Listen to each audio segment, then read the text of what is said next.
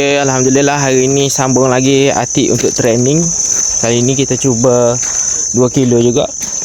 Sebab itu resting lama sebab dia sakit kaki untuk permulaan. Okay, rakan-rakan YouTube semua jangan lupa subscribe untuk support Atik terus berlatih. Jom. Stretching, angkat. Gitu. Stretching.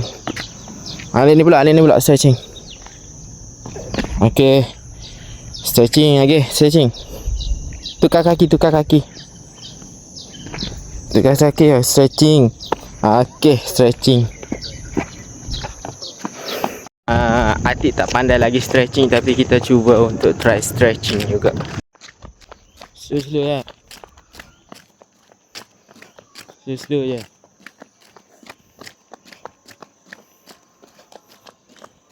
Slow ya.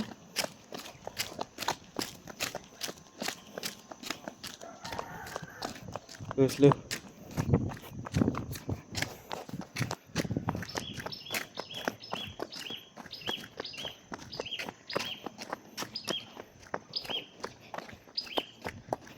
Okay, jom. Kau nak sini. Kau ni. Yes. Gigi. Okay. Go.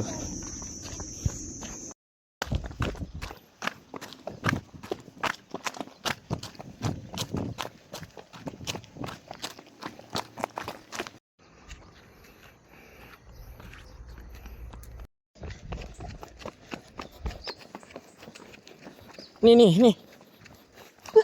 Pusing buat apa?